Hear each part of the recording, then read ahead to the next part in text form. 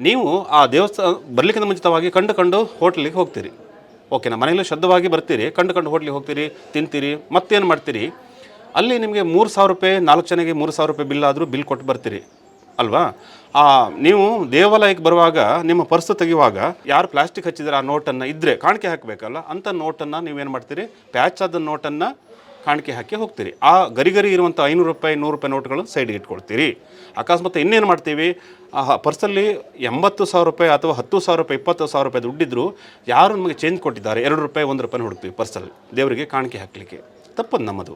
ನಾವು ಮಾಡಬೇಕಾದ ಶ್ರದ್ಧೆ ಯಾವುದು ಅಂತ ಹೇಳಿದ್ರೆ, ನಮ್ಮ ಗರಿ ನೋಟೇ ಹಾಕುವ, 100 ರೂಪಾಯಿನಾಗಲಿ 10 ರೂಪಾಯಿ ಒಳ್ಳೆ ನೋಟ್ ಹಾಕುವ. ಯಾಕೆ ಅದು ಹರಿದೋಗಿರೋ ನೋಟು, ಹೊಟ್ಟೆ ಬಿದ್ದಿರುವಂಥ ನೋಟ್ ಯಾಕೆ ಹಾಕಬೇಕು?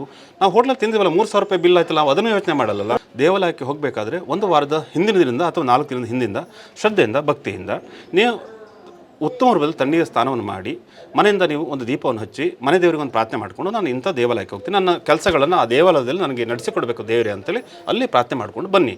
ಬಂದು